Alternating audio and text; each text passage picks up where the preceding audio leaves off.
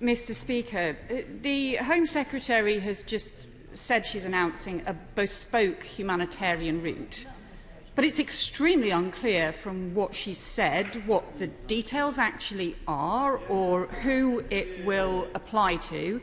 The Ukrainian people are showing great bravery, but we know that there are particularly mothers and young children and elderly parents who have left to find sanctuary. The UK has always done its bit to help those fleeing war in Europe, and it will come as a relief to many people who've been calling for action if the government is prepared to do more. But I have to say to her, why is there so much confusion about this? The Russian invasion began 5 days ago. Other countries responded with clear sanctuary arrangements immediately. Troops have been gathering since mid-January, and British intelligence has been warning of an invasion for weeks. We've had a weekend of complete confusion. We still don't know what the arrangements are. Why is nothing worked out already? And how on earth is the Home Secretary so poorly prepared for something she's been warned about for so many weeks? Well, let me just refute every single point that the Honourable Lady has just made. Sorry, the Right Honourable Lady. Well, first of all intelligence, rightly so, has pointed to the invasion for a considerable period of time, and the government has been working for that and working, as we know, in terms of the wider government response. If I can finish and even start to respond and answer some of these questions, I think all members of the House will benefit from paying attention and listening.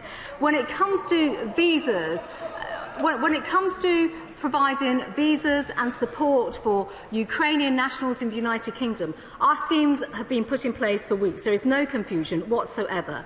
They've been in place in country switching routes. They've been well publicised. They've been well documented. This has been working through our VAC centres. So, again, perhaps the Honourable Lady would like to listen, and rather than being responsible for some of the misinformation that has been characterised and put out over the weekend, these routes have been open and available. There's been a helpline that has been available for weeks. We've had people working in the region and in country in Ukraine for weeks and weeks, and we closed down our operations, obviously in Kyiv, because we removed staff from there. We've got to make some progress. We are on top of it. Meant to be short. You've had 6 minutes before we've had this. Yvette Cooper, briefly. Thank you, Mr. Speaker. But the Home Secretary said that the routes have been in place, but she's been trying to get people to use existing visas that don't work in a time of crisis. So her immigration minister was suggesting people come and pick fruit at a time when many people want to stay close to the Ukraine. But we know there are some who are family members, extended family members, people who have connections here in the UK who have wanted to come and join family or friends here and still will not know what the situation is as a result of her words today. So let me ask her something very specific.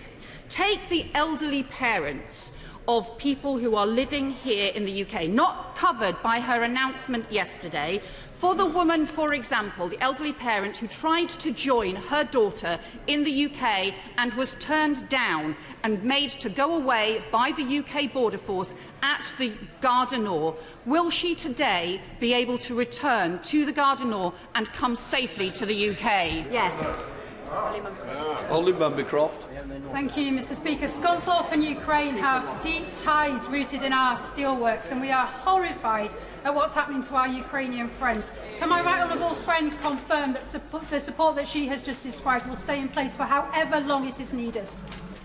Secretary. Well, my honourable friend makes a very sensible point, of course, because there is a conflict taking place, and the work of the government is absolutely there right now to support the people of Ukraine, and in particular support those that need to come over to our country. Lucy MacDonald, SNP spokesperson. Mr. Speaker, not for the first time this weekend, I do have to say I'm struggling to understand what the Home Office is announcing and why it's announcing whatever it is. Can I, for example, ask, what about my constituent who is fleeing Ukraine?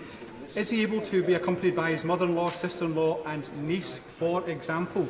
Again, why not do the simple thing, the just thing, and lift visa restrictions altogether? Mr. Speaker, I'm going to refer the honourable gentleman to the comments that I've made already. Greg Smith.